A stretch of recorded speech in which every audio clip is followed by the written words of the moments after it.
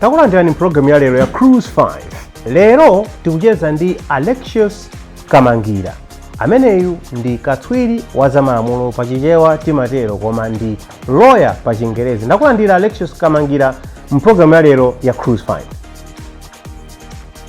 Ndathokoza. Koma tikuyankhulirana kudzera pa makina a internet masiku ano timatero. Makina a internet ifanye kuti suli ku Malawi yayi. Ndizoona zimenezi Zimene zonzoona ndithu. Tabwino. Alexius, kondi Alexius, Alexius ndi chani? Dzina limene limativuta kwambiri. Ife limangodziwa Alex basi. And Alexius, but it's fine. Pamene angafuna kuita na kuti Alexius, ena Alex Swas, ena Alex, ena Ale zabwino. Alexius Kamangira. Ndiwo masuku akutuza kuti ukulankhulira kuchokera kuti pano pa dziko lapansi limene analenga chakuti kalekale.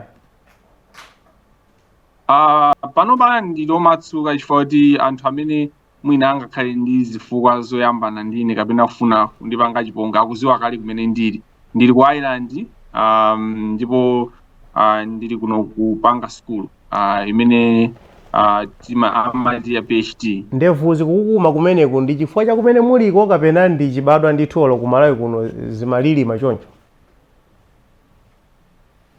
Ineyo ndi mbumba ya Abraham ndithu, ndinabadwa odalisidwa ndi tsitsi la kuchibwano choncho. Sizimavuta ndithu ku barbershop ndikuti sangakwanise kwande ndipita ku kangati. Ofunika grindaso kupa ufa grinder for sheva wamba singalimbe mano ya. I just have to embrace who I am. So ine kubadwa ndabadwira ku Mangochi hospital, ndipo ndakulira malo ambiri ku Mangochi nakhalitsa ifoti kumene ndinapanga so maphunziro anga a secondary school. Kena kono kupita ku Zomba kumene nakapanga maphunziro anga a law. Ujeni kuli ku seminary mesa ndo imama kaphunzira za kuti munthu ukhale bambo fumu.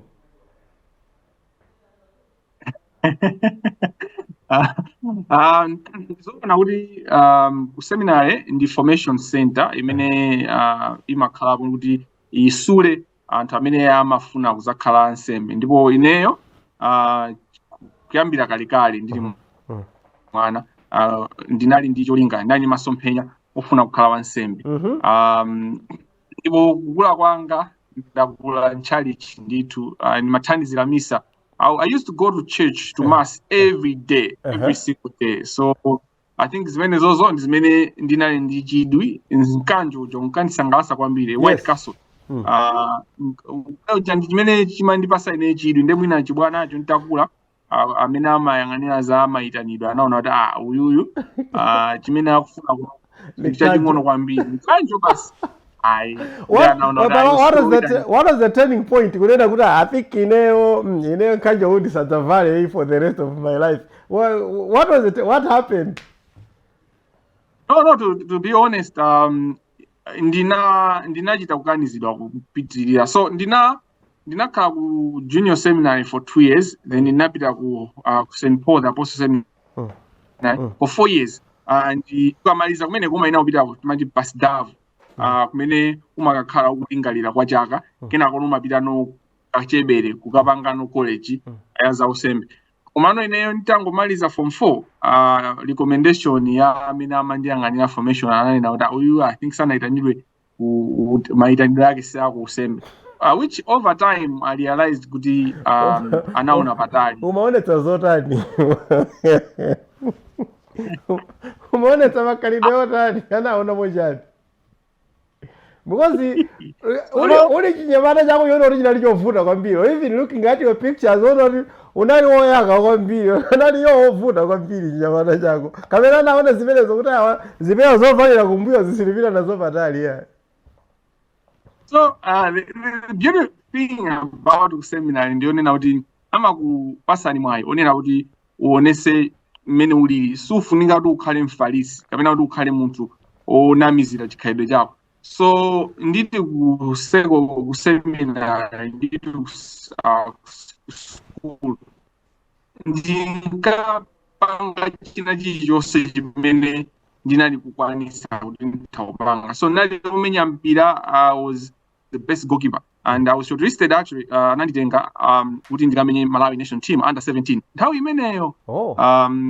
China chimene ndinkapanga ndinkamenya basketball, ndinkamenya tennis, lawn or table, basketball, netball, ndinkapanga chiliyonse. Komanso ndinkapezekaso kuti ndinali choir master, ndinkakonda kupemphera kwambiri monga mmene ndanenera. So I think chifukwa chokonda kukhala ntchalichi anandipasaso choir master ndimakonda kuyimba kwambiri. And so you can see that I was a complete human being. Chilichonse ndinkapanga.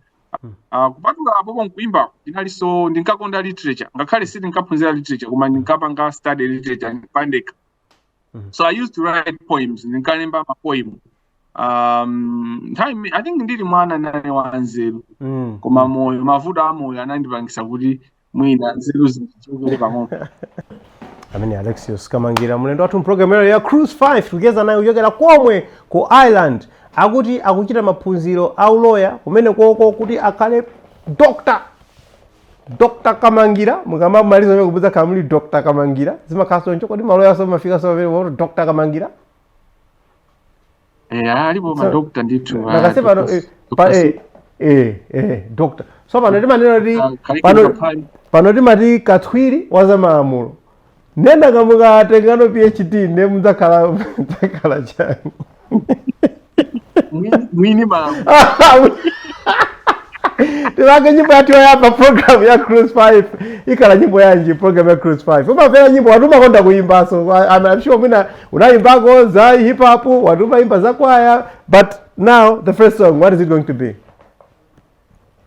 So nyimbo mwina pakati pano imene ndikumaimvera kwambiri.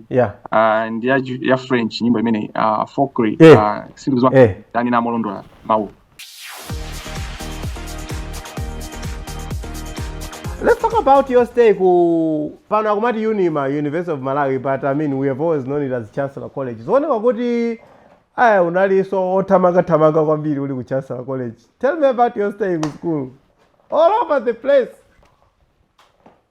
Ku Chancellor College ndi nthawi imene mwina nditaonera kuti ina nthawi yofunikira kwambiri in terms of professional development. Mwina tikakhala ku school ku college timaona ngati kupanga zachibwana koma chilichonse chimene 70% of the times chimene timapanga tili ku college ndi chimene timazakhala anthu. So when nditafika ku Chancellor College ndinafikira mu hall timati Rubani. Now hall imene umafikira matters. Now ku Rubani tinali ndi chikhalidwe chimene timakhala pamodzi kunali mgwirizano and so zimene zinapanga mod makhalidwe anga.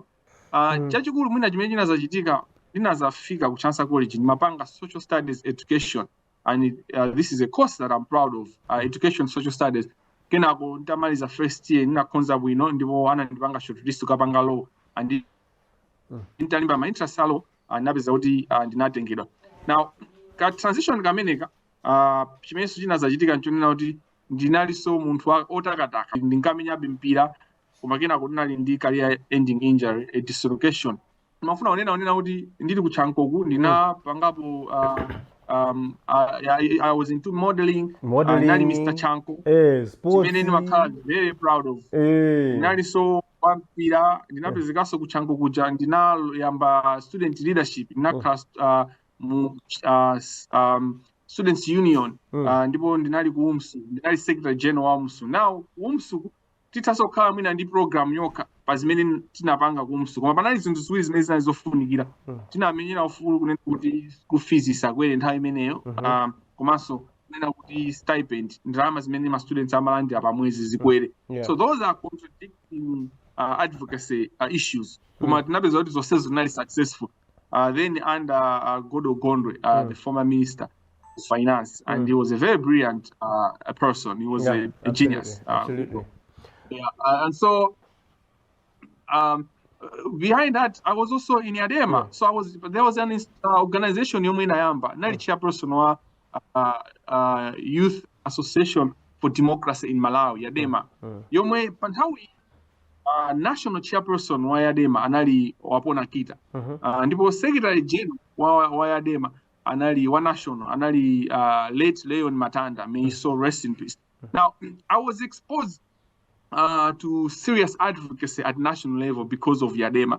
And Yadema inayamba ni moto kwambiri, you know, imene inayambira pachango, launching yake, only to realize kuti when so nthawi inayi kuti Professor Bingwa Mthalika ali pa moto kuti anthu inayamba, you know, my human rights violations and all that. So inali nthawi yovuta kupanga advocacy, if inali patsogolo nditu kulimbikisa ma students komanso kuyimira achinyamata pa nkhani zimenezi. Kumapeto kwake napeza kuti Joyce Banda atazawina, former minister of late Ralph Kasambala anasankhidwa kukhala minister of justice komanso the attorney general. Kweze kuti basata angu asankha udindo, Yadema inafa. You should find out Yadema inafa, Joyce Banda atangosankhidwa kukhala president following the death of late Professor Bingwa Mthalika. So like I was rough connected to the whole of that, and amagwira ndi Joyce Banda amene amapangitsa kapena kuti ife kwenikweni what exactly happened? Regime yasinja kena kusapeza kuti organization ichasibuta sikusunthaso. Uyesesa ife kumenyamenya kuona kuti anthu akuluakulu ku national level sakuoneka. So ndi pamene ndazazindikira kuti ma movements wa pena matha kupeza kuti anthu kumenyera cholinga chenjeni koma osaziwa kuti akuluakulu ali ndi ma interest awo, you know. So that's true. Ngati dziko taziona. So much to talk about, but let me just go back pa zinthu zingapo zimene wanena. 2011 panali nkhani ya academic freedom. I'm sure you remember. Nimeona picture ina yake uli patsogolo kwambiri. Odawawa kubangazi ndi life yako college basi, matiwa life yako college pangofuna kuti basi mabuku akusokoneza kuti I think ndikapange zina zake to clear my mind. Kapena it was a genuine fight, as you are saying. So kuti kumene kuchako pena pange mwezo anthu mukuthamanga ndi zinthu inu umaona ngati kuti aife ndife chigulu tikudana ndizo sozoti mwina ina yakenso akukwenda ndi basi akukankhani ina yake ozoti kuti zikhala bwanji. But academic freedom, kodi kuti chinachitika ndi chani nthawi imeneyo? Very briefly, chinachitika ndi chani? What led to the whole of that? Because it just blew up into a whole national problem. No. Professor was in a classroom. While he was in a classroom teaching, he was a political scientist. He was teaching a political scientist, young political scientist. So while teaching, he gave an example of the Arab uprising. After the class, a day, he was called kuti akalongosole kuti munapereka chizanzo chifukwa chani. So it turned out that there was a spy in the classroom who was listening to whatever, and he reported to the intelligence, as it were. So this threatened the staff, the academic staff, and then we had this strong academic staff. The bottom line was you cannot limit what a lecturer says in a lecture. You can't. So amafuna kunena kuti anthu amene ali ku school yawo kachenjede azikhala ndi ufulu kuganiza amene angaganizire ndi kuyankhula zinthu mwa ufulu osamangika kuti aziopa kuti aona ndani. Now mene mwanenera muja movement inayamba choncho ndipo tina menyesa nkhwangwa pamwala ndipo ine ndali gulu limodzi la students amene I was fully in. Then ndali kuti tachoka ku education social studies kena kwatitenga law ija tingozifira nzeru de law ija sikuyambaso, you know, chifukwa chonenazo kuti ma lecture anena kuti ife sitiphunzisa chifukwa kuti ufulu wathu wa akaganizidwe waopsezedwa academic freedom komanso wamaphunziro kuti titakuphunzisana china chilichonse. So I joined with all full force, but later on titakula tinazindikiraso kuti zinthu zijatu sizinali zokuti amangolimbana ndi academic freedom. Anthu omwe aja amene amasogola zoti ayamba ndale anapeza kuti ndikuona kuti kuyambira kalikali ndikuzaona kuti zinthu zicha anthu aja anali kuti akulimbana ndi boma chifukwa kuti anali ndi ma interest. So within a movement pamapezeka kuti pamazakhala anthu ena ake kuti iwo aja muli nawo limodzi komano chilipo chiliyo chimene akumenyera inu mmangoona zapamwamba. So yeah, it's been frustrating as it were. Yeah. But overall, the cause was right cause. It was a perfect cause. You can never question the fight for academic freedom anywhere in the world. No, you cannot. Okay, so mwamaliza maphunziro wanu pa Chancellor College, because of zinthu zimene mwakhala mukuchita, anthu ambiri, anthu ena sakhulupirira zoti ndinu lawyer weniweni woti umakhala pena pake nanji ndi ndevu zake zimene zizi zongokhala basi waya chonchi. So now my point is kuti you studied as a lawyer mpaka na munamaliza nkulowa ndithu mu field imene amachitira anthu nkuyamba kugwira ntchito ngati lawyer, munapangako zimene zozo. It's very interesting the way you ask. Pepani. Nakomana ndi munthu ndi mbava. Inunso muli mgulu okayikira. No, ine ndamaliza ndithu Chancellor College kutenga degree ya law. Okay. Nditamaliza ndingonena kuti maonekedwe anga cholinga chakeso china ndikufuna kupanga kuchosa maganizidwe a anthu kuti maonekedwe apusisa. Napanga protest. The protest was kuti I was not going to shave kasisi la mutu kasisi lina lilonse la pathupi. It was a way and ndinaopsa and it was a message and anthu amandifunsa maka ma professors amene amamvesa bwino za advocacy and protest amamvesa bwino. Koma nditamaliza funso lanu ndamaliza ku Chancellor College right away naintapeza kale ntchito ndisanamalize ku Chancellor College. Nayamba kugwira ntchito kwa Napambo and Company. I was going to court ndithu every day. You know, kwapitaso kukoti kukhala ndi mafailo atatu follow 2017 2018. Ndinalinso kuti anthu imene ndikupangaso ndayamba kale kupanga advocacy yanga ya death penalty. Yes. Yopanga abolish death penalty. Kumapito kwake ndapeza kuti zimene ndikupanga ziza ndipanga expose mpaka ndapeza mwayi obwera ku Ireland kuzapanga masters. Maphunziro anga anandithandiza kuti zinthuzi titaso kutere then nayamba kupanga invest kwambiri in advocacy. So I was doing ndipo ndimapita abe mpaka nalero. Koma ndimapita makeso ali relevant. Ndipo ndayimira makesi angapo amene ali akuluakulu akupereka isanzo nkhani yayikulu imene imandikhuza kwambiri imene nayimira ya bambo Yes. Amene anakhala kutende for a long time, for 10 years mpaka na at his 80 years. Komano nkhani yawo yosaoneka bwinobwino ankaganizira kuti anapha munthu amene wanathandiza natuluka ndi zukulu wa nkhani ya Musa John. Anthu akamanya kuti amene ili ndi lawyer wa Musa John ndine kaya. I represented that chap Pandeka koma kenaku sack under the guidance of Chikondi Chijozi and Claire and Muhango, Mr. Muhango. They helped the litigation and they were very helpful. Mwana uja anapeza anampasa from 8. Ndio tutatoza kwambira amene Alexius Kamangira ndio program ya lero ya Cruise Fights. Nkhani zambiri nkulu amene ndero ofika tizichita kumugwira pakozi kuti iwe tayimba tiyikeko nyimbo timwere madzi. Nyimbo namba 2 ikhala nyimbo yanji? Tayika ni evidence ya Maverick akuti evidence mprogram ya lero ya Cruise 5 kucheza ndi Alexius Kamangira. Wakhala kunena mosapepesa konse kunena kuti umalimbikitsa kuti malamulo asinthe pa nkhani yonyonga anthu, death penalty, and unawanena papa kuti uli namba mezo uli ku college mpakana panopo udakapanga wapanga zambiri. Mwachidule nkhani yako ndiyoti chani pa nkhani ya kunyonga anthu, lamulo lonyonga anthu? Nkhani ndiyonena unena kuti lamulo lolina kuti munthu akapha nzake akapezeka kuti wapha nzake zikaphedwa ndi lamulo loyipa, ndi lamulo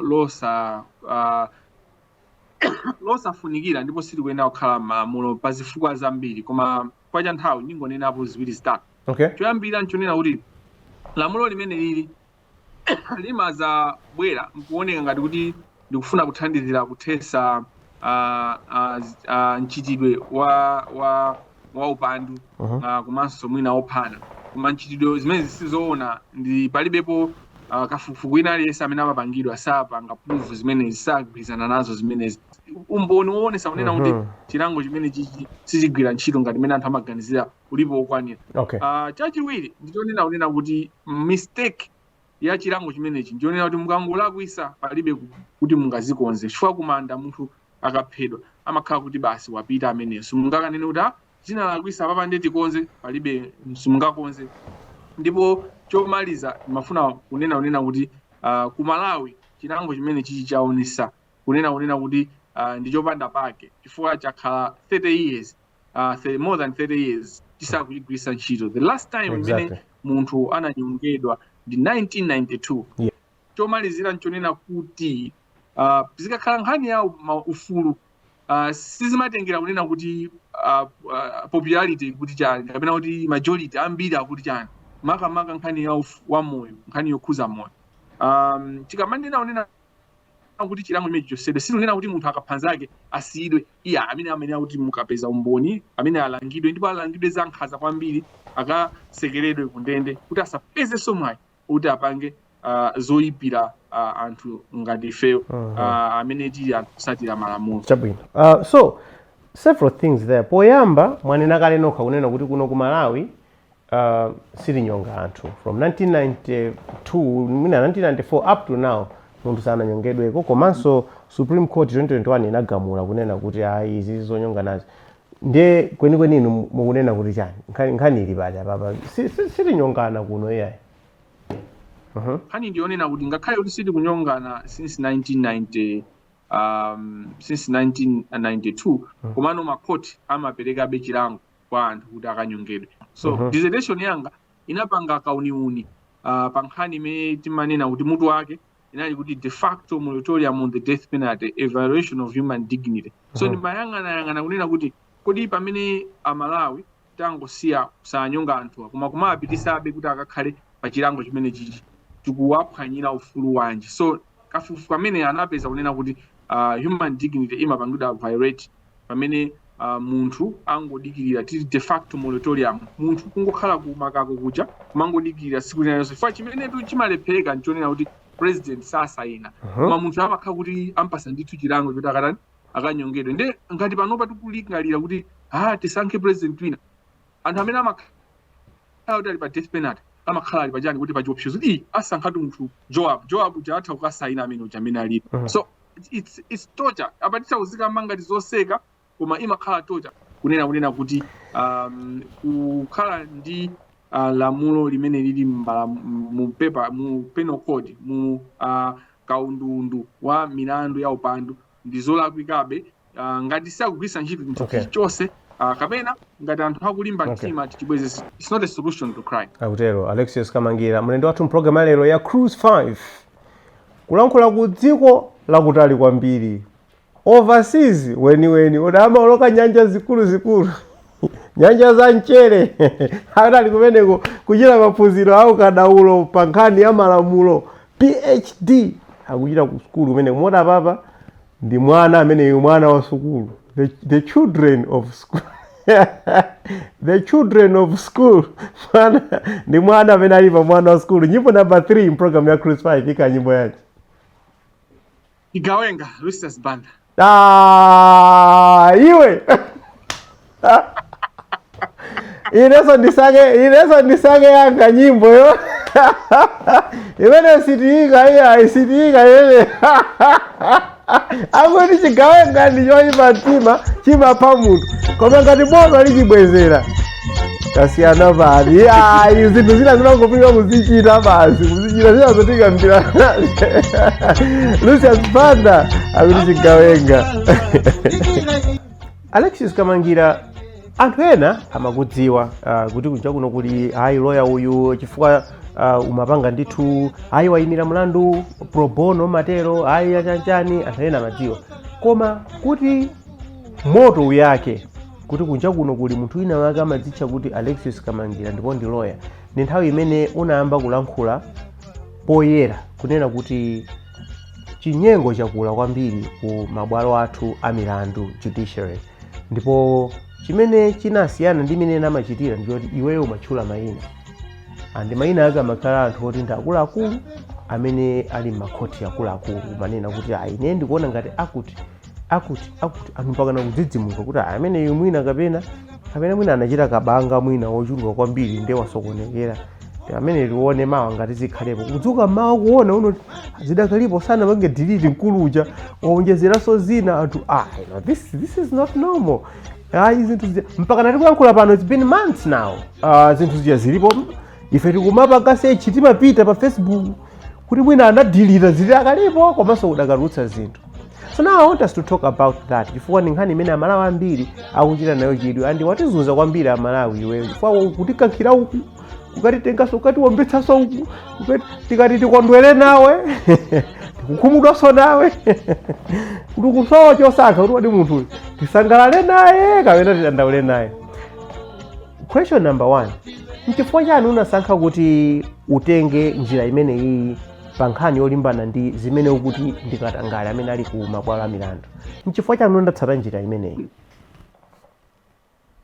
Choyambirira kapena kuti chachikulu payankho ngati yankho kufunso lanu chonena kuti njira zonse zakanika for many years anthu ayesa njira zosiyanasiyana, all the formal means. Mu kalata yake imene Malawi Law Society inayankha pa nkhani yokhuza nkhani zimene za katangale wa ku judiciary inanena momveka bwino unati zimene akuyankhula Bambo Kamangira ndi nkhani zimene ife takhala tikuzibweresa pa maso a Chief Justice mkulu woyang'anira milandu ku Malawi. Komano a Chief Justice palibe chimene atipasa yankho, ndipo iwo anasinthika kunena kuti zikufunika kunena kuti nkhani zimene akunena Kamangira zifufuzidwe. Choyambirira nchonena kuti ineyo ngati Kamangira ndakufotokozera nena kuti ndagwira ntchito mu ndende, ndimakhala ndikupita ku ndende, so ndakumana ndi anthu ambiri amene chilungamo chimaponderezedwa andi izi zinakhala zikundipweteka chifukwa enafe pamene timanena kuti tikupita ku law school kuti tifuna tithandize anthu suti timangokamba nkhamba kamwe koma timafuna kuti tithandize anthu kuti tiyendese chilungamo cha anthu chimene nthawi zambiri chimakhala chatani kuti chaponderezedwa. Chimene ndimaziwa ine ndichi, ukanena chilungamo, when you speak the truth umakhala kuti wapambana. Ka chilungamo chichitengedwa, kachisatidwa, kachinyozedwa, kayakupha, kayakupanga prosecute, kayakupanga close, kayakutaya ku exile, ukangoyankhula chilungamo umakhala kuti wapambana. So chimene ndinayiona system yathu ya makamaka pa nkhani za corruption chilungamo chija chikakhalapo amachifinya, ndifa yake ma complaints ambiri a judge amene sindatchula zina mwina ndithakupeza kuti ndakuthesera ntchito yakuthera ndifa kuti ndatchula dzina la judge.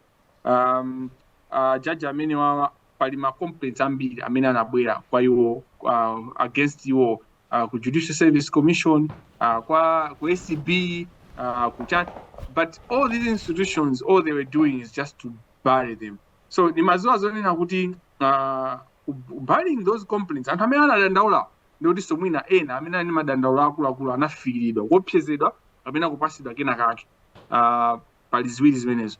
So ineyo njira ina yozipanga secure pa information imene inayo, ndipo information imene ndili ochilimika kuinena pamalo oyenera pena paliponse mosaopa ndipo mosantutumira. Information imene naona kuti ndigwise ntchito Facebook kuti ituluke poyera.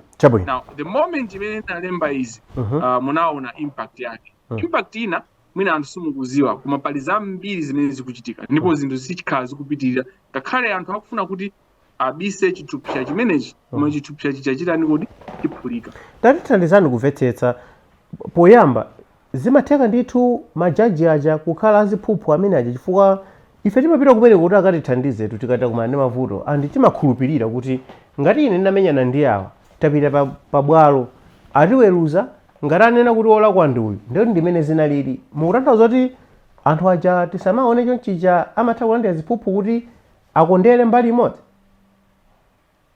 no ziphuphuzo ndipo ndizoona ifa majaji ndi anthu akuluakulu ndithu amene amakhala kuti mu society mwathu akuyenera kukhala ndi chikhalidwe chosiyana komatu chimene timayiwala nchonena kuti kapena chimene tikuyenera tizikumbukira iwonso ndi anthu komanso tiziwe kunena kuti mmene timasankhira majaji ku Malawi president amangosankha mmeneyo wafunira a Judicial Service Commission akapanga recommendation sipamakhala any public scrutiny on judges appointments. So kuyambira nthawi ya mbuyo Mukamuzu acheya Bingu kusankha kwa majaji aku Malawi zimatengeranso loyalty zimatengera zino ngati quality ma qualities nzeru kapena luntha komanso khalidwe labwino kupanda kukayikidwa munthu osakayikidwa wa good morals and good character zimene zizi mwina zimayang'anidwa zimatengedwa kwambiri izi ndi zimene mwina zinalowesa mphepo ku judiciary. Now ndikufunika ndinene chofunikira chonena kuti corruption ku judiciary ilipo ndipo ndi corruption ya nani koma corruption akupanga ndi anthu ochepa and si anthu ochepa kuti negligible no mwina 15% of judicial officers are corrupt komano the level of the corruption mene amakhalira busy anthu amene akubawa akatangalewa amakhala busy monena kuti zimene zimachitika zimapanga tent they have the capacity they do tent the whole judiciary ngati kuti ndi anthu akuba. Okay so kuona bwinobwino ndimalizise ndi point yonena kuti ndinapanga exclusive ndi at Zodiac and munthu amene amandipanga interview anafotokoza background kunena kuti wafufuza pa maloya ena ndipo maloya akugwirizana nazo kuti zimene akunena akamangira zonzona chimene wamaopa njira imene akugwisa ntchitoyo sinatani kuti ndimene akuyikayikira kuti njira imene itifikisa kuti ndimalize choncho chabwino. Alright, so even ku Supreme Court kuja kuliso ma judge oti ali corrupt ku Supreme Court aliko ndithu ndipo bwalo alikulu ya musachule inu tamakhala ndi discipline pa crucify koma mukutanthauza kuti chifukwa kumene kuja ndikoti takanikana makoti enawa timapita actually kukapanga apilu kunena kuti awawa ndiona ngati sana ndiweruze bwino ndipo no tipite ukoko kumene kuja kukapeza kuti kuliso anthu oti ali corrupt dedu ukuku kumene kuli kuopsha kwa nkhani imeneyi kunena kuti ku Supreme Court iko kwaola ndithu kuolaku kwafika mpaka ku Supreme Court mbuyomu mavuto mwina 10 years ago 15 years ago kusuti kunalibe majaji kapena magistrate amene sali corrupt analiko ndithu. Okay. Komano zinthu zimapeza kuti zikaola ku magistrate court zikaola ku industrial relations court zikaola ku high court anthu amakhalabe ndi hope kuti zikayima majaji exactly amene amakonza zinthu zonse zonyasi zonse zimene zatani zapanga imakhala ngati region safer ndi safe based on facts and law, zigamulo zimene zangoyang'ana malamulo kuti chani ndipo nkhani yayenda bwanji koma panopa kuchigananga uli ku high court ku Supreme Court kuli zigawenga ndithu zoti zikuchita kuziziwa ndipo kuti mufufuze anthu amenewo muona unena kuti kuyambira even ali maloya pa majaji watu ambiri amakhala maloya kapena amakhala magistrate so mbiri yawo yonyasa ndiyo yambira mbuyo mosemo. Ali ena ali maloya pezeka kuti anabandalama akufuna kuti chose alande license pezeka kuti asakha ujaji ena mwayo anabandalama ku law firm kujalisana bangi anapeza kuti so pali izizi sikuliso ndizo zizimusa chifukwa kuti anthu akuziwa bwino za uchigawenga wa majaji aku Supreme Court uchigawenga wa majaji aku High Court ndipo uchigawenga wa maloya amene amagwira nawo ntchito majaji akubawa kuti abere amalawi abere anthu osauka. Makoswe ataona kuti mphaka wavuta anapeza Kaberu kuti timuveke mphaka uja kuti akamabwera kudzatigwira azilira Kaberu kaja kazilira ngindi koma amene anasowa ndiwoti kodi Kaberu ndeti linako andi solution taipeza koma kodi amene akaveke mphaka Kaberu kamene kaka osakadyedwa ndi ndani. Why I'm using this is kuti amene angakoze zinthuzo ndi ndani, chifukwa amene mukuti aola ndi oweruzawo amene amapereka zigamulo. Zimakhala bwino mmene zinalipo m'mbuyo kuti ife anthu ambana amene timalakwitsa then ena yake anali manja kumatiweruza kuti iwe watere. But now amene mukunena kuti aola ndi amene amenera kuti azikoze zinthuwo. Kodi system yathu yakuno ku Malawi inaumbidwa motani kuti pozindikira kuti anthu ndi anthu amakhala ndi zofoka zawo, tizathandizira kuti ayimbale apapa iya kapena apa tizirango kwina akamapeka kaoni kenako haya kuchotsa ntchito kapena kummanga ukamutsekera ku nkhani ya makhoti. System yake ili motani kuti tikampeza chigawenga amene munenera muchigandangachi tichikonze motere? What's the system? Mmakozana bwanji kumene kuko? Choyambirira ndichonena kunena kuti malamulo athu akulu constitution inapanga cover zonse. Yes. Palibe chinthu chimene chingachitika kapena chikuchitika chimene malamulo athu sanazione. Zonsezi zili mu ndondomeko. So mfundo yoyambirira section 12 imakamba za mphamvu. Kuti mphamvu zili zonse zimene anthu akuzigwirisa, public or political power, zili invested in the people of Malawi. Kuti zimachoka mphamvu mwa ife anthu eni yake, you know, kuti pamene anthu wadalira pamene ako antina mwachikhulupiriro mwa iwo ndi pamene ali ndi mphamvu zoti sogolera. Koma pamene chikhulupiriro chimene chachoka mphamvu so zawo zimayenera utani zichotsedwe. Koma pamene mwanenera muja malamulo sakutanthauzidwa komanso sakugwiritsidwa ntchito mmene akuyenera kugwiritsidwa ntchito, chifukwa anthu amene akuyenera kuonesa kuti court ili ndi mphamvu zopanga interpret, protect and enforce kuti malamulo aja amangidwe enforce. So ngati akhotiwo akupeza kuti akuluakulu a khoti aliso mukatangale ndi kuti salola kunena kuti section 12 ija igwire ntchito kuti open and transparency zimene anthu akupanga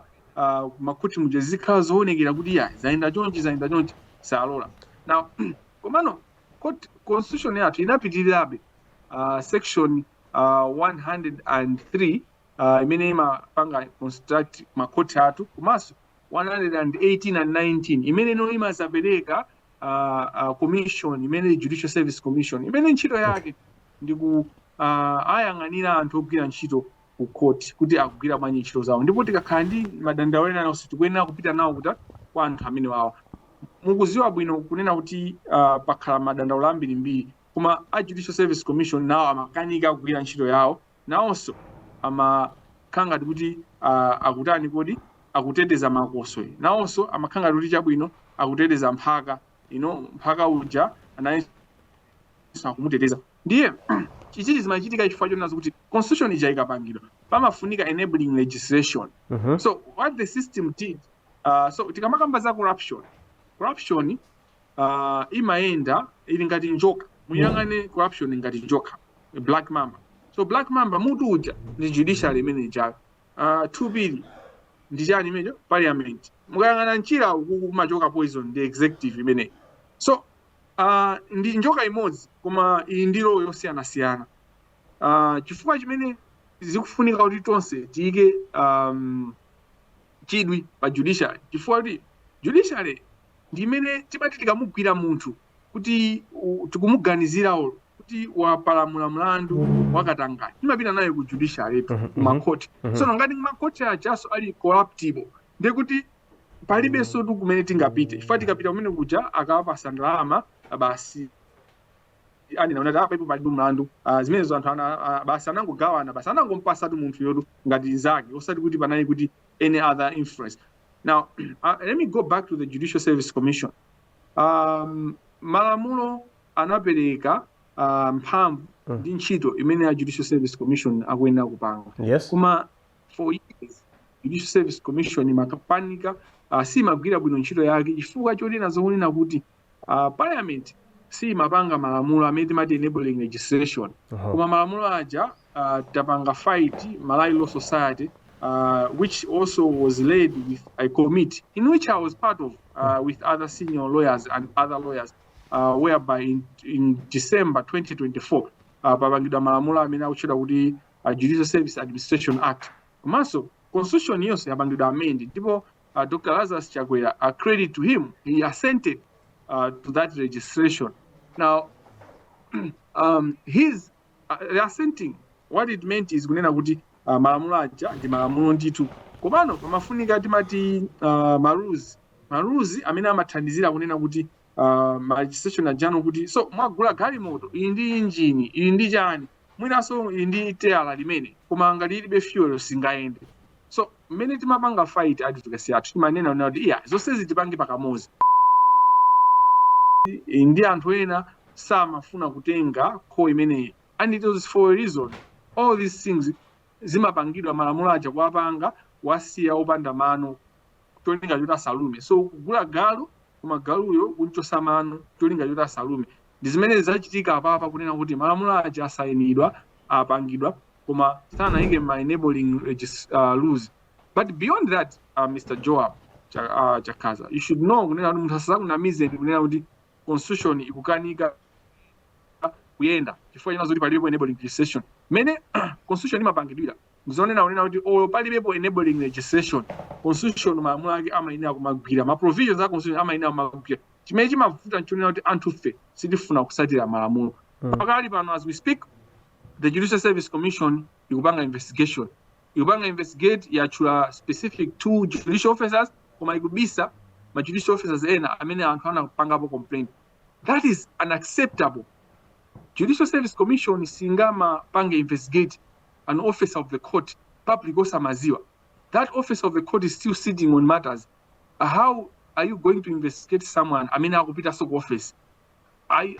So to mukutanthauza kuti okay, mukutanthauza kuti tikulankhula pano pali anthu ena amene akufufuzidwa kuti anachita zachinyengo ama ndi aziphuphu ndi Judicial Service Commission, koma anthuwo pamene akufufuzidwa akugwira ntchito yopereka zigamulo. Tikulankhula pano zikuchitika zimenezozo mdziko lathu lino, zimenezo zikuchitika ndipo Malawi society ili chete ili pay iniyo atulankhani muli chete, the president ali chete, the minister of justice ali chete. Pamene tikuyankhula pano titaso kutchula dzina la munthu mmodzi amene anatchulidwa kale, uyu sikuti ndi vuto yayi,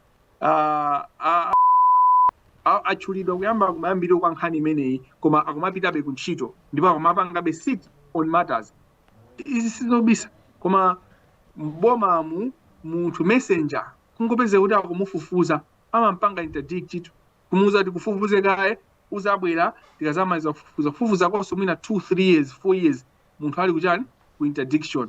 So you can see the injustice that is going on kuti the process ya Judicial Service Commission investigation yao ngati city is serious, ngati city agonyuza, ngati city dzuka, if we are not going to rise ngati Malawians ingokhala yoti paka mafuta pakamwa manyama akhala kuti sinaje nawo ndipo ife tikufuna kudya nyama pano.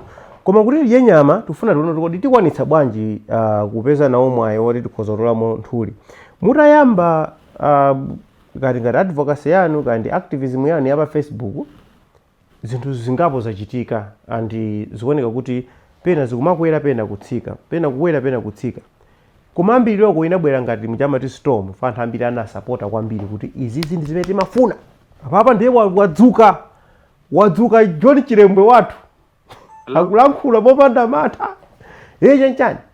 But anthu ena amakayikira kuti koma approach iyi iphula kanthu, and even panopo ngakhale kuyankhula chonchi alipo Amalawi amene akukayikira kuti izizi ndikuona ngati kuti zikuthera pa Facebook pomwepa. Now nafuna ndidziwe kuti inuyo mkuona kwanu zimene mukuchitazi ndizoti ndi njira yabwino yoti tisinthire vuto limene linalo panoli, kapena mukungochita ngati wachinyamata kuti ndizingosokosera anthu azindiona ndi malankhula. Ndizotheka kupindula zimene mukuchitazi kupanga mpakana zipatso kuti ayi zijanamba akamangira zathera. Ine ndikuona ngati funso lanulo ndilophwekesa kwambiri chifukwa pa nkhani ya kutheka kwa zinthu zimene zikuchitikazi kulipoyera maumboni ake ali ambirimbiri. Sindikuziwa inu ngati chikhalireni moyo wanu mukukumbukira last time imene munamvapo kuti Judicial Service Commission kupanga investigation yokhuza ku judiciary. Ndikhulupirira kuti mwina mutha kunena example imodzi moyo wanu onse ngatinso munganene imodzi. Simunamvepo inu kuti Malawi Human Rights Commission ikupanga investigation zokhuza ikupanga kafukufuku zakatangale komanso kulephera kusokoneza chilungamo pa nkhani ya amene amakhoti agwirira ntchito. Inunso simunamvepo mwina kunena kuti mmene munanena kuyamba muja kuti jaji wapangidwa chani wayimisidwa kale ntchito. Koma jaji ndithu wa commercial court anayimisidwa ntchito pakali pano sakupanga siti chifukwa cha nkhani yomwe. Simunaoneponso inu anthu akulemba atolankhani akulemba mwakathithi nkhani yakatangale wa ku judiciary ngati mmene mwamvera panopa. Mutani mufufuze bwinobwino ngati Zodiac mupeza kunena kuti ngakhalenso mmene makhoti agwirira ntchito pachitika change kuyambira ma clients kapena kuti anthu amene amapita kudandaula m'makhoti. Panopa anthu adzuka, anthu aona kuti kuti nkhanizi si nthawi zonse zimene zimangokhala kuti ajaji angulakwisa, pena zimakhala kuti zachitika zachinyengo. Nde nkhani izizi mmene zinkayamba anthu sankaona ngati zachibwana. Ndi amaona ngati mwina anzalero amene mmanena mucha kuti mwina mmaona kuti munthu uyu mwina usiku wa lero wamwa chowawa kapena kuti wamwa kupweteka kwambiri. Koma pano ndi more than 5 months. So chimene chokhacho chitha kuonesani kunena kuti is the way.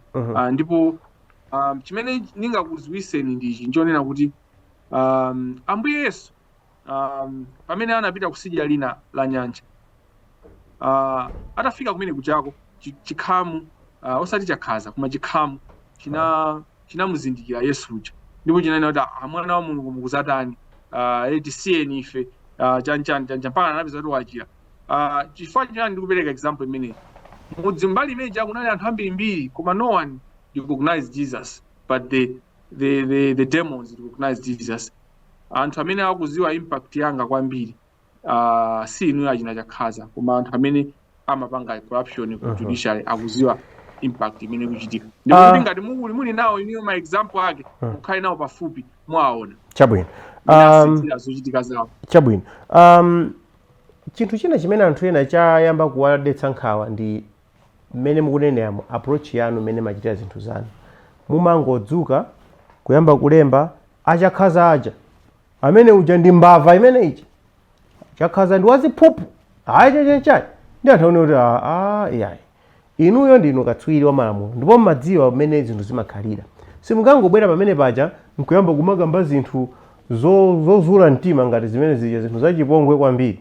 Andi anthu ena akhala kudandaula kuti kulankhula kwa mtundu wanji kumene kungofika basi ndipo mukati muvumbitse maposti mmavumbitsa kwambiri kumukakamira munthu ngati phatha kuti amene ucha waziphuphu amene ucha wotere.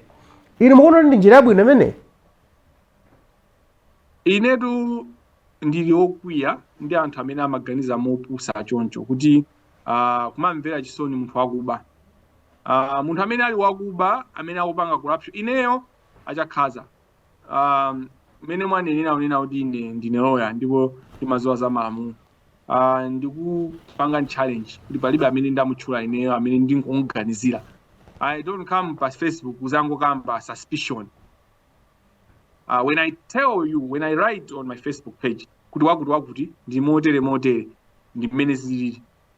Nde anthu amene ali ndi nkhawa kumadandaula anthu akuba anthu amene weni ndibe nawo ntchito chifukwa atengani ndakubawo andi sizodabwisa chifukwa chinazo kuti dziko la anthu osauka ndipo dziko limene likuponderezedwa limatero kumene anthu amene akuponderezedwa zili ngati slave trade nthawi imene anthu amagulisana anthu. Panali anthu ena amati akagulisa ena amakhala ku plantain ena amakhala kumunda kuti ndithu kulima kumene kuja kugwira ntchito yakavulagaga ena anali ophikira abwana. So anthu amene amaphikira abwana aja amene timatha kuti a house slave.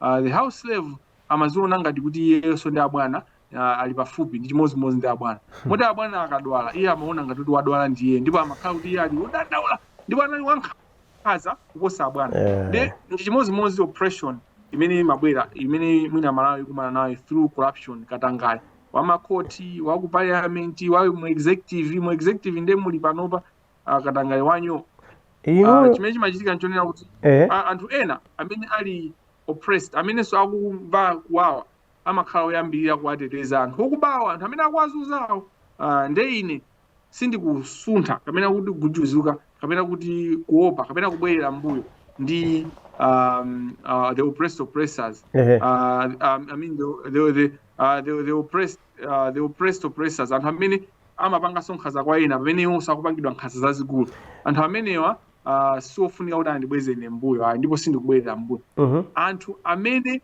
akuona kunena kuti alandira nkhanza kapena anamizidwa pali njira zimene zimachitika ndipo anthu amenewa ndikuwafuna kuti zinthu zawo zionekere poyera. Nyimbo number 4 mprogramu ya Cruise 5 kucheza ndi Alexius Kamangira kuchokera komwe ku Ireland koma kuchita maphunziro a law.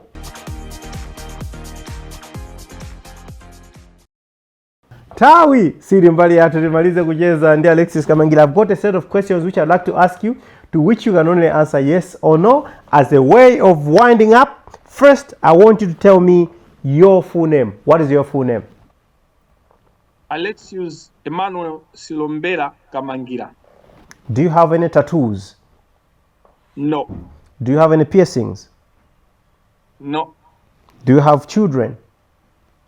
Yes, I have a beautiful daughter. Have you ever shot a gun? Yes. Have you cried over someone? Yes, I have. Yeah. Have you fallen in love before? Many times. Have you killed a chicken before?